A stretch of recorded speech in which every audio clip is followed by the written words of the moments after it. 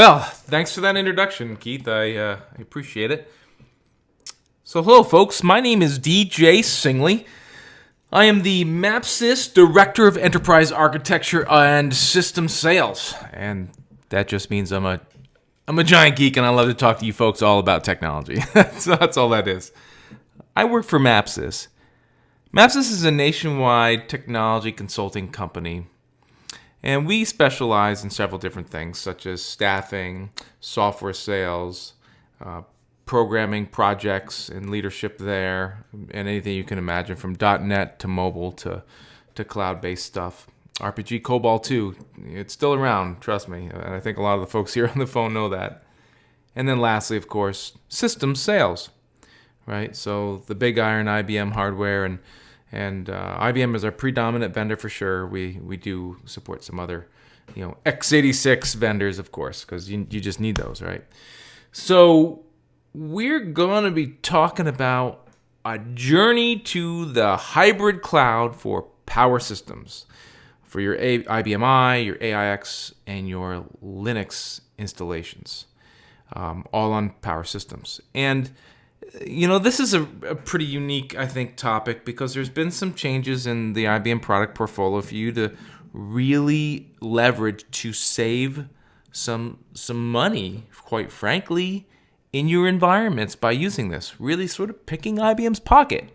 Now, some of you might say, well, how do I do that? I have this data center. I want to keep on using it, or I want to go to the cloud. How do I do that? And relax, we're going to get to all of that here, I hope today, within the next hour.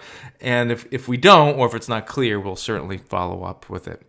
So I'd like to show you what the new IBM Power Cloud offerings are for on-premise deployments of cloud. And yes, everything you put together is truly a cloud. And, well, I guess unless it's not, and if it's very old school, no VIO, no external storage, no HMC, then okay, fine. You're not doing much of a cloud. I'll give you that much. But if you are doing those things, we really have sort of rebranded this as a private cloud. And the more you do of them, the more cloudy it looks like. So that's the private cloud. Then, of course, we have the public cloud up at IBM Cloud, the Power Virtual Server up at IBM Cloud, which is uniquely capable and very exciting offering. We'll talk about that for a bit as well. And then the concept, of course, of the buzzword that everyone loves to say and manufacture in some ways, hybrid multi-cloud, right? I've done a few webinars recently about hybrid multi-cloud, mostly to do with storage, because that's sort of the sticking point, I think, with most people. And you can use all of these techniques you'll learn today to do this thing called hybrid multi-cloud if that suits your fancy. So welcome, everyone. I'm excited to dive into this, and why don't we get going? So, cloud from a business perspective, right? So this may be very rudimentary to some folks here on the phone, and I get it. You don't want to review things you already know, but let's level set everyone here and understand what cloud is, right? So the first thing is cloud is not a place, right? Cloud is sort of is a set of capabilities, an idea founded on principles that align with business values and business objectives. Okay, now, yeah, that sounds a lot businessy. Yeah, I get it. There are three things, though, that this cloud will do for you as a business leader, as a business owner, as a system administrator. They allow you to flexibly consume compute resources. Okay, that's a very easy one, right? Whether it's on premise or in the cloud, in the public cloud, I should say. It gives you the speed and agility to scale up or scale down as your needs dictate. So think of end of month processing or holiday processing when, if you're a big, large retailer and you need to keep your warehouses stocked, you need more processing power most likely at those times than you do, in the middle of, March when no one's buying anything, right? And then lastly, innovation. Leveraging new tools and new capability to keep you and your business ahead of the competition, right? And, that's probably the most important thing really of all of this, right? Keeping you in the money, keeping you, ahead of any competition. We'll throw in simplicity as well, because if this is all hard to do, forget it. Let's not do any of it. All right? So that's cloud from our business perspective. So in the IBM landscape, there are 5 ways or so to get to the cloud. And I've thrown them up here on this slide.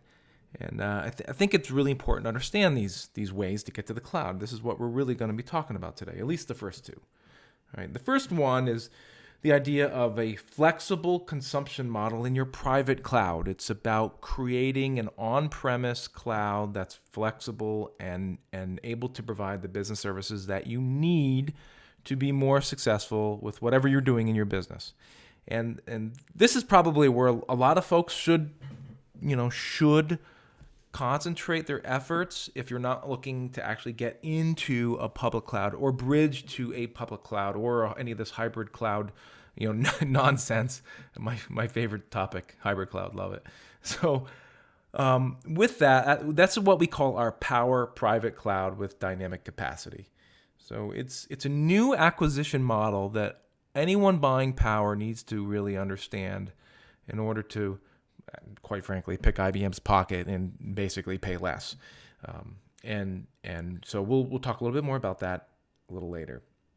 The next method of this cloud strategy with IBM is putting the applications that are ready for it into the Power Systems virtual server on IBM Cloud. And it could sort of, I suppose, be on any other cloud provider that provides IBM services, but the IBM Cloud is uniquely positioned to offer not just IBM servers and services, but other value-add services that you may not even have thought of yet. So we really should spend some more time on that. And those 2 are really the meat of what I want to talk about today. But it's also important to recognize the other 3 and where they are, and I'm going to touch on them briefly here. So the next one is building cloud-native applications, web-scale applications with Red Hat OpenShift. So this is all the Kubernetes, K8s, right, stuff I was talking about in a few different webinars ago. A very important part of the IBM ecosystem. Many clients use Linux. Many clients use Docker and other containerization engines, but Kubernetes, and especially the Red Hat OpenShift container platform, which is a Kubernetes based platform for managing these containers, is a very popular one and probably the most popular one in the world today. Very, very strategic to the IBM company, and not only the IBM company, but most customers out there designing web scale type applications, or what we could also call cloud native applications that literally could run anywhere and almost on any architecture, from ARM to PowerPC, x86, and even the new RISC-V stuff that's coming down the pipe. And yes, IBM is a big supporter of RISC-V. So yeah, as an aside, what do you expect? I'm an ex-microprocessor designer. Have to throw in some microprocessor stuff during a webinar, right? So after that, there is this concept of IBM Cloud Packs. And that's sort of, IBM's billing this as a way to modernize your enterprise apps for the cloud economy. And really, it's all of the current software that you know and love, such as Spectrum Protect and other things that are now being bundled in these cloud packs. And to tell you the truth, folks, again, this is another great way of picking IBM's pocket, because not only can you most likely get as good or better pricing than what you're currently paying for whatever software in the IBM ecosystem you're currently utilizing, whatever it may be. And I know it's one of the biggest software companies in the world, so there's a lot of software out there. I get it. But with these cloud packs, you get to not only use the current software that you're running at the same price or a much better price, but you'll also have access to other value-add software that you may not have ever looked at before that comes with these cloud packs. And that's sort of my message to you, is that when you look at doing renewals or continuing to acquire the same software that you know and love, maybe you don't love it, maybe just know it, but that's neither here nor there. We can talk about that some other day. In the cloud pack in the Cloud Pack idea or the Cloud Pack ecosystem, you can, in most cases, get much more software that'll make your life easier to do things differently and to get you to more of a hybrid cloud, hybrid multi-cloud future with these web scale applications. And I don't mean to say, hey, folks, those people out there with bulletproof mainframe or IBM i/AS400 applications, you should in no way feel that you need to rewrite these applications for web scale. That's not what I'm saying at all. I'm just saying for the newer applications that are coming online, this software may really be a good way to acquire these packs, rather, may be a really good way to acquire new value-add software that's going to be very valuable to your enterprise. And then lastly, this Red Hat Ansible automation framework is just a way to do exactly that, is automate all these tasks you may do on your public or private or hybrid clouds. So those are the 5 ways, strategic ways IBM sees to get to the cloud. Now, the first 2 are very much what other vendors in the marketplace do and what we're going to talk a lot about today.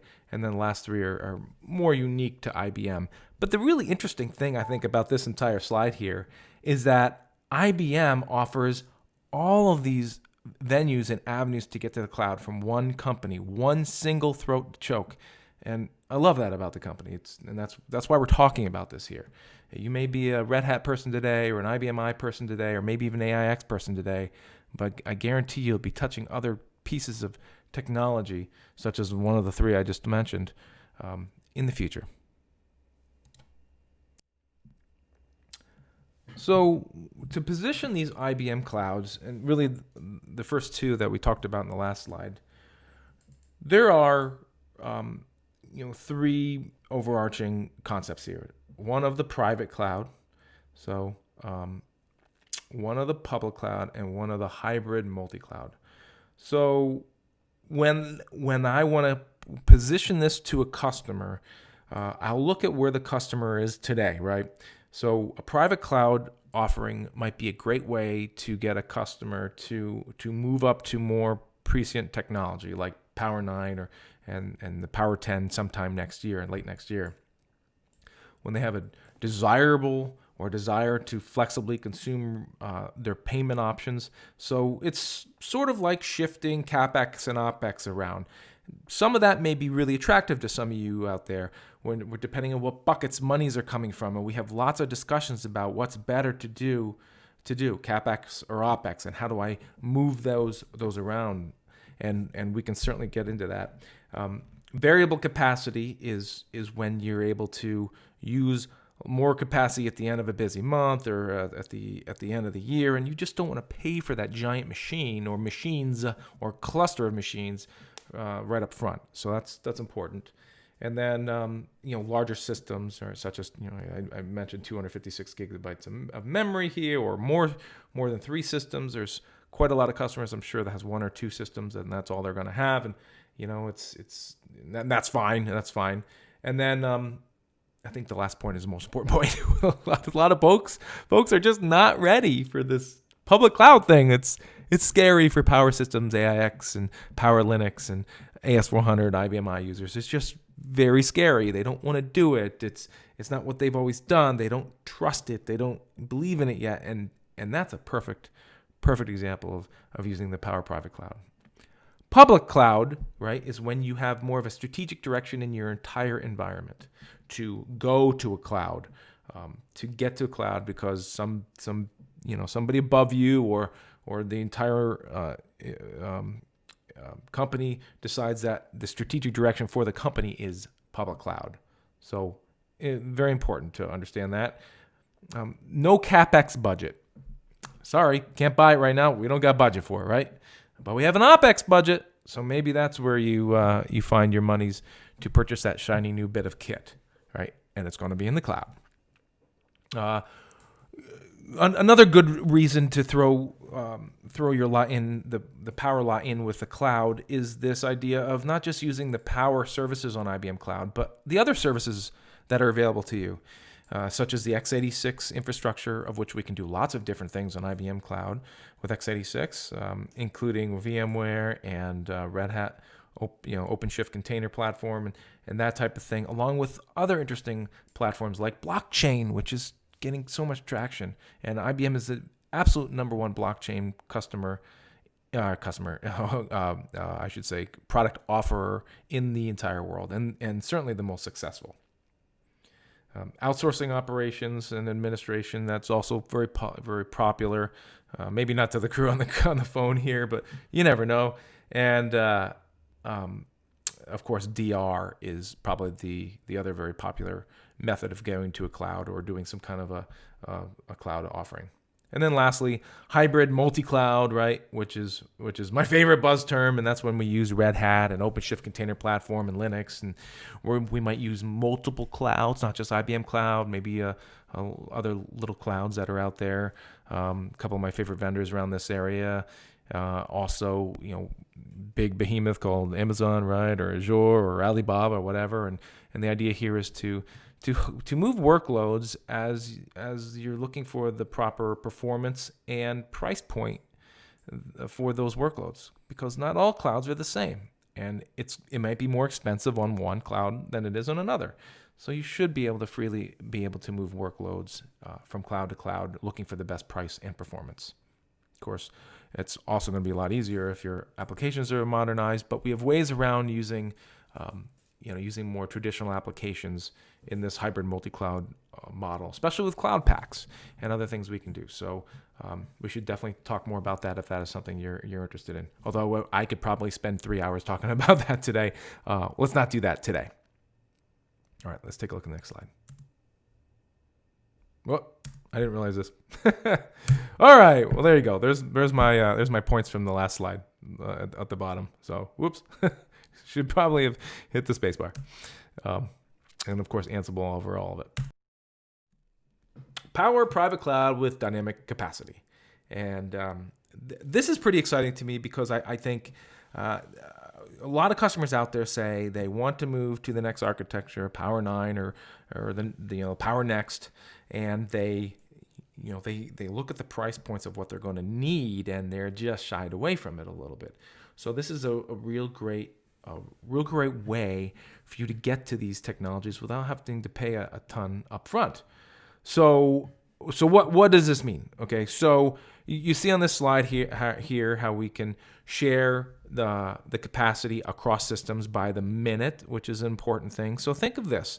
Think of everything you've ever learned on the enterprise systems of Power in the past, right? The enterprise systems had capacity on demand. Remember that?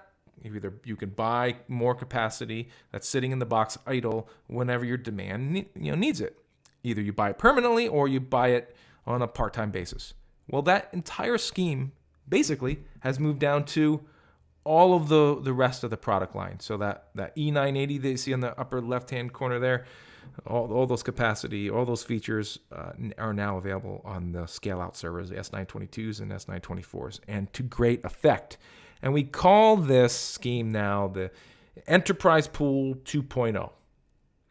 That's a real important piece of verbiage there. That's what this is. That's what enables all of this. So when you purchase a system, you don't need to purchase the entire system. You could purchase as little as one core and 256 gigabyte of active memory. All right. That seems a little high, the memory portion, but I guess that's right. Pay by the minute, and then you use this thing called an IBM Cloud Management Console to get an understanding of what you're doing when you're doing it and what you're consuming, right? And you sort of manage this private cloud now like any public cloud you've ever used, really like AWS or IBM Cloud or Azure or whatnot. And you can layer Ansible automation over all of it. Let's just not talk about that much right now. If you folks are really interested in that, we can really go over how that works later. But I would say that's like the graduate level course for hybrid multi-cloud. So let's table that for now. So what does this really mean for you? Well, this means that you have two ways of purchasing your system now, CapEx and OpEx shifting. That's what this is. But it also really saves you quite a bit over time. Again, picking the IBM Pocket mentality here. So when you purchase a system, you have the ability to purchase private cloud credits up front, and you have a pool of cloud credits. So you have some amount of capacity that you own that's sitting in the system, whatever it happens to be, and we architect that depending on your usage and your needs. So you have that some amount of capacity sitting there, and then you have these credits, a pool of credits, and that's your capital expenditure right there. If we're thinking your average usage is going to be whatever over 3 years, you bought that amount of credits. Okay, great. Your operational expenditures will then move on to any amount of credits you need above that per month to continue to run your systems at whatever workload they're doing. So with this pool of credits, you'll slowly eat the pool until there's nothing left in the pool. So then at that point, you'll need to purchase on an ongoing basis the operational expenditure, OpEx credits at that point. And that's sort of how we do this. So now all of a sudden, if you don't need a 20 core system, as an example, for March when no one's buying anything because you have 1 or 2 cores utilized at best, you don't need to buy that giant system right up front. You can buy that system and not pay for most of the resources in there until you absolutely need it in December when your website's getting hammered and you're making all that money, all that green stuff. So real important. I do have a success story that I want to review with you folks at the end here of one of the very first Pool 2.0 deployments in the world that MAPSYS and IBM did for one of my very, very good customers later on. So we'll talk about that at the end. Let's look at an example here on how this might work. This example might be even a little bit too advanced. You can certainly do this with a single system and be very successful with it. So in this example, we have 3 systems, system A, B, and C, and they each have some amount of base capacity installed. And we're just talking about processors here. So in the first system, there's 10 base processors installed. Next one is 20, next one is 30. And in each system, a total of 40 processors are installed. And you can see the sort of average use of the systems here. System A, it's using more than the base almost all the time. System B, it's right in with the base that you have installed, in the 20 base where you can see the little red line. And then System C, the purple line, maybe, I guess, the purple dotted line, that's again right within the base system, but trending upwards outside of that base into some capacity that you don't own. So the idea is to create a pool of resources now, or a way you pay for things, and lower that base cost to something that's more manageable. So that base cost is everything you already own. And you see in the box there, the little white box with the purple line under pool 1, where it kind of goes into that white box area. Well, that's where you're going to start eating your pool of credits, right? It comes out of the base. You're starting to use capacity. It's out of the base amount that you already own on the systems that you own. That could be all 3 systems or 1 system, whatever. And you need to start using some of the credits in your pool. So that's a perfect example of how to think of this and how we absolutely look at the performance of the system to architect the right solution for you. Right? So this is certainly how we lower the cost of these systems, really, just dramatically so in a lot of ways, which is, again, always good for the customers. But you will have a little bit of this monitoring and management of the capacity of your pools because of that, right? So, you will have a base amount of credits you will buy, although, maybe you won't. Some customers may not want to buy any credits, right? They don't want to have any, they want to shift the CapEx to OpEx, and they just want to pay for whatever they don't own every month. And that's fine too. We could certainly do that. So there's lots of different ways you can shift these buckets around. So good example. I hope everyone understands this. Again, if you just looked at maybe pool 1 and pretended it was just one machine instead of a pool of machines, that's the same type of idea here too. So that's private cloud. Well, we can do the same thing with the Power Virtual Server environment in IBM Public Cloud. And it's really exactly the same thing. So here, a customer, someone like me, an architect, or some IBM folks and the customer as well, would architect a solution based on how much the customer would want to buy in the cloud. And these are different credits. These are let's just call them IBM Public Cloud credits. They're different than the private cloud credits I just showed you in the last slide, or last couple of slides. So you can't You can't interchange them. I know a lot of customers already asked me that. I wish, guys, I wish. That would be super cool, wouldn't it? To just sort of use the credits on-prem for your cloud deployments. That would be super cool. But it's just not in the cards today. I hear rumblings that in the future we will be able to do that, which, wow, guys, that would be, that would be super great. But not today. So back to this example. You would purchase a bunch of credits up front. Most likely, you don't need to. You can just purchase as you go. But the idea is you get a better price if you purchase it up front than if you do on an ongoing basis. That's good too, right? Obviously, you can go to IBM Cloud and purchase whatever you want, but that's at list. You should always come to me and purchase whatever you're going to use in IBM Cloud because you're going to get a discount. So you all been warned right now, right? Value-added partners like MAPSYS exist for reasons to add value, right? To really help you and advise you along the path, and then also to give you bigger discounts than what you're going to get directly with IBM because they don't really sell it directly, right?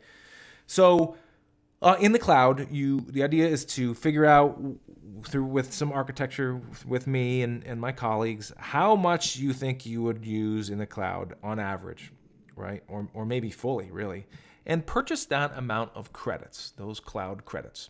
And the cool thing about IBM Cloud is once you have these IBM Cloud credits, you don't need to use them for Power Systems in IBM Cloud. You can use them for whatever you want. That's a super cool thing. And that's also maybe a bad thing too, because if you don't know what you're doing, you can be like, ooh, that's shiny over there. I want a VMware server for this, or I want a Red Hat server with Ansible on it to play with and blah, blah, blah, this and that. Well, all that you're doing is just eating some of your cloud credits whenever you purchase those services.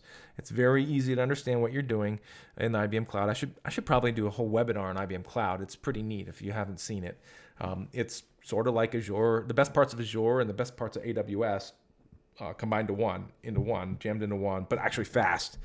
Yes, that's a little bit of a dig on one of those two services, which I find to be excruciatingly slow. Oh my gosh, you're killing me.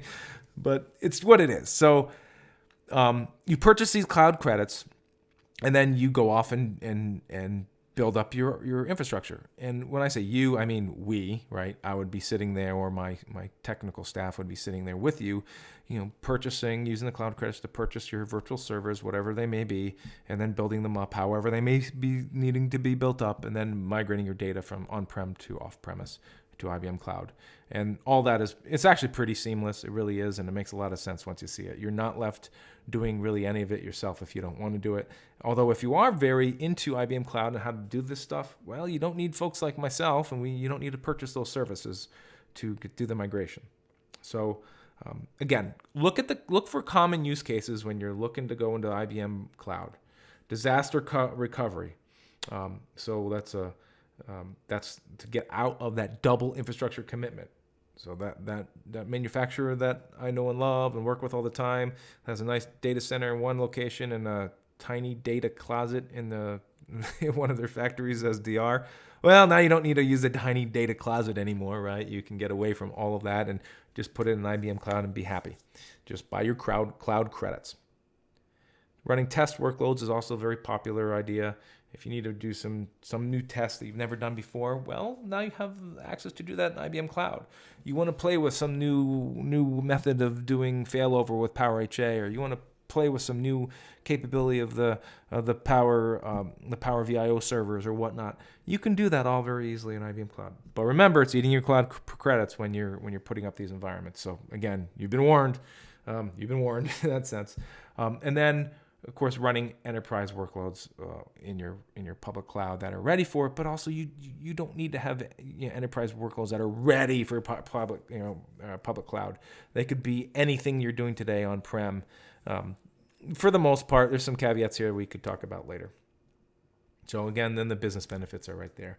Complete cloud consumption-based pricing, which is pretty great. You're simplifying the deployment. You don't have to do any upgrades every 2, 3, 4, 5 years, whatever it is. And the innovation with other IBM cloud services, the integration and innovation with that, such as analytics, AI, Internet of Things, blockchain, which is big and huge, and it's a gargantuan thing coming down the road here. So, pretty great.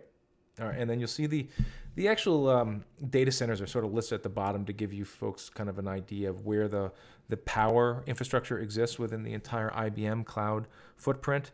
IBM Cloud footprint is just an enormous amount of data centers. I forget how many it is, or they're like 50 or something like now. But these are the ones right now that are enabled for public IBM Power Cloud. So Washington, D.C., Dallas, Toronto, Frankfurt, London, and then pretty soon Sydney, Tokyo, Osaka, and Sao Paulo. So all over the globe, really. Of course, with a big footprint here in the States to start. So that is public virtual server in IBM Cloud. And I know it's just one slide. There's a lot more to talk to about this, but that's sort of the gist of it. And if you're thinking about cloud, let's think about IBM Cloud first and see how far that takes us and where you get with that. I think once you experience the IBM Cloud, and I hope you have experience with other clouds too, because if you have nothing to compare this against, I guess it's a moot point. But once you experience IBM Cloud, I think you'd really, really find it to be just delightful and very well engineered. And that's why it's one of the 5 big clouds in the world, right? And for those who don't know, right, the biggest one, obviously, everyone should know this is AWS. I mean, they're the 800-pound gorilla, but they're not so much bigger than IBM Cloud that they're unattainable to get to. So AWS, Azure, IBM and Google, and of course Alibaba. Those kind of round out the 5 big public clouds. There are another 5 that are smaller, but certainly coming up in stature as time moves on, I'm sure.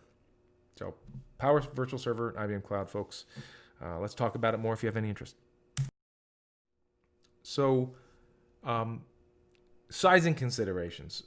I just wanted to touch on this because this kind of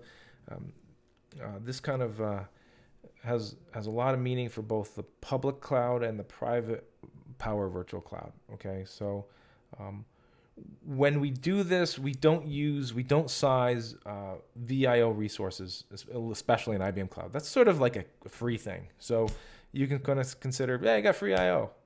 Okay, sure. I mean, it's a couple of cores here and there, right? So good for you. You got some free IO that you don't have to pay for. And then the memory requirements. Some of you out there I know have very, very small memory requirements or odd memory requirements. Well, we typically purchase memory in these increments, right? 16, 32, 64 big gig increments, right? And that's it's important to understand. Only buy the amount of memory you need to run the workload in those increments. So if you need 22 gigs, yes, I know Power can do it. I know, but you can't buy 22 gigs. You're going to be buying 32. So that's just the way it is, at least for now. So do I expect that to change exactly? Not really. In 2020, I mean, what's the difference between 22 gigs and 32 gigs? We're all friends here. I mean, it's not a lot of price difference, I think, at least for IBM's pricing model here. And then, of course, CPUs on physical servers, they're sized. We always size for peak workload rather. But so we're going to now size for average or slightly above the average of the LVRL size needed, in the cloud or in your public cloud or private cloud. So that's sort of what we're doing now. That may not feel all that strange to a lot of you, and I hope it doesn't. That's just sort of how we do it. But we can discuss all the caveats and all the various things that are intricacies about doing that, when we move you to a cloud, public or private cloud. And the second bullet point there is to adjust your RPerf or CBW accordingly as you move from architectures. This should be a no-brainer, right? We always adjust when we're going. Like recently, just did a Power 7 to Power 9 migration. Obviously, Power 9 is a lot more powerful than Power 7. A chip that I loved because it was once upon a time on the design team at Power 7. I love that; it was so great. But time moves on, of course. My 15 minutes of fame in design land are over. So you have to adjust for all that, which is important. And then lastly, the last bullet point here is request shared processors to reduce cost. So we don't use this dedicated or capped environment if we can get away with it. So like for software agreements for third-party software or whatnot, if they say you must use capped or dedicated processor resources, then okay, we can do that, but we shouldn't because it reduces costs. The Epics of the world would not like you to use shared processor resources, just to pick on one software vendor. So don't do it if you can, if you can stomach it. Great. All right, one more example, only because I get asked about this a lot. So here's an example where we have data for an entire year, and we take the average. There are two different averages on here. We don't need to go that crazy with it. And the one average is basically an average over 15 minutes or so of a workday during when they know the hard part of the day is for the system, right? The more active part of the day. So, and this time I have the transitions correct too. Watch this, guys, right? Oh, look at that. There we go. Perfect. I got it in there.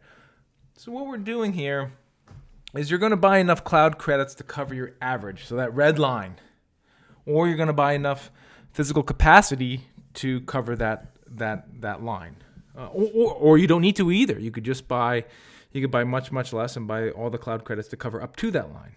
So there's lots of different ways to skin this beast. And then finally, you then either you buy credits as you need them for the red line that kind of goes from the horizontal line all to the purple line. Does that make sense? The horizontal red line up to the purple line. So that's one method of doing it. I probably should have led with this chart, really, quite honestly. So pretty good. So I think it's a pretty good chart.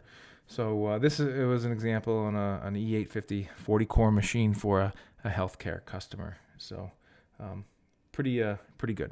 But so let's talk about what this could do for you, in your own organization, and what it did for one of my own customers. All right, let's take a look at this example. This is a Power Virtual Server or a private cloud example for a large furniture store manufacturer here in my region of the country, right, Midwest region. And this is a customer that's very near and dear to all of our hearts here at MAPSYS. They've been with us for a very long time. So I know this is an eye chart. When I wrote it, it was supposed to be sort of like an internal IBM win story, whatnot. So I don't expect you all to, to be able to read every single word here. So let me give you the gist of it, right? So they purchased this server because they were running an older IBM Power 8 server, IBM I, of course, all internal disk. And they had a real big problem with the holiday demand, right? They would need a lot more capacity during the holidays than they do during the rest of the year. And even though that Power 8 server was rather large, they were still running into capacity problems, and they were predicting this year would be an increasingly bad year as well when the holidays finally came around, which they're about to, right? So happy holidays to everyone. A little early, perhaps. So what they needed to do is replace the server. But the Power 9 server that they would get into, if they had to buy all of those cores and all those iOS licenses, would have been very, very large and very, very expensive. And it just didn't seem like the greatest use of money to purchase that, all that capacity when they would only need it for 1 or 2 months out of the year. So what we did is we proposed a Power VS solution, which really, really fit the bill here and enabled them to easily make the purchase decision, so they'll be all set for the next few years for the holiday demand.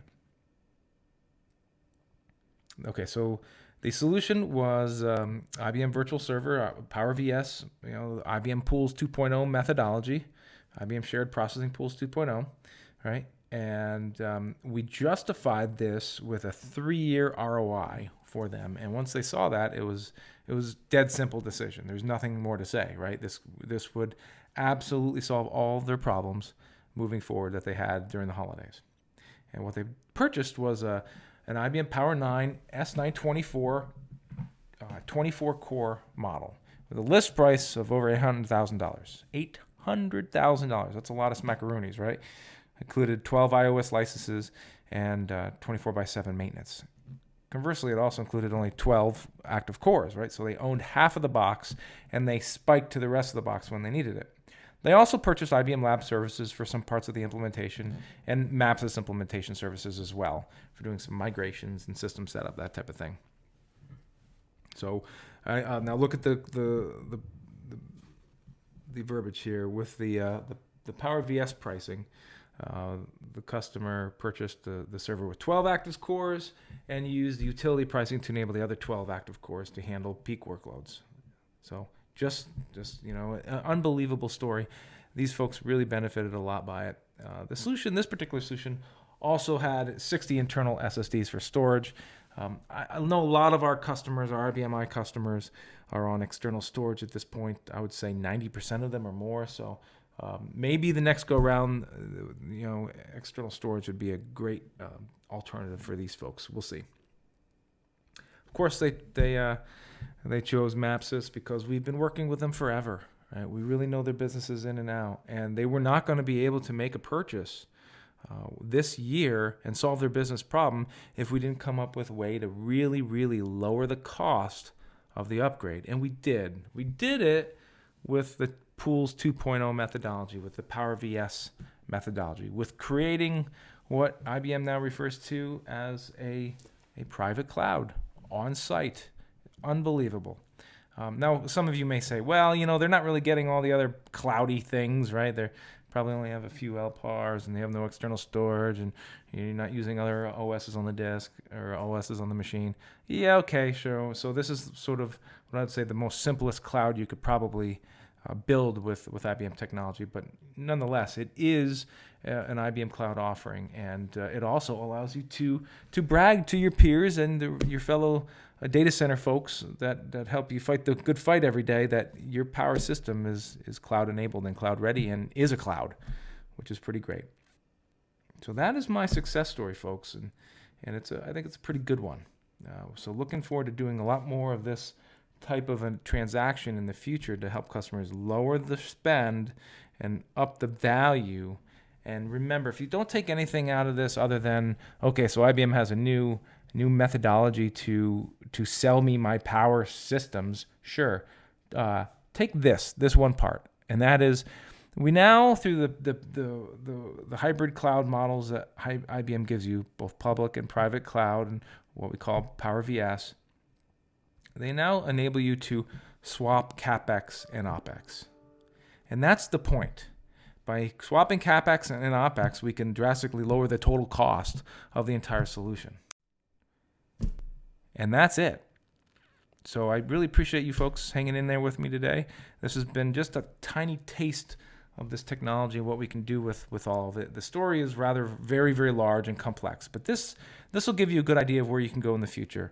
So a couple things to take out of this other than the CapEx, OpEx discussion is new acquisition models. One of them is on-premise cloud, enables you to lower the acquisition cost or the total cost of ownership, maybe quite drastically using this methodology by putting up a private cloud. Number two, IBM Public Cloud with Power Servers. Unbelievably great offering, really, really strong offering. If you're looking for DR or HA opportunities or even to put your entire workload in the cloud, I would strongly recommend taking a look at IBM Cloud. Call me, I'll walk you through the whole thing. And then finally, sort of the web scale workloads with the Linux contingent. That's all coming. That's all available. That enables hybrid multi-clouds, and we can certainly have lots of fun with that discussion. That's a whole other discussion in and of itself. But the point that you all need to know is that it's all enabled by IBM Power architecture, and it's not just and those guys' architecture discussion. It's on my architecture. It's on my favorite server, the IBM Power server. So, thanks again for joining. I think we're doing questions right now. So with that, Keith, back to you.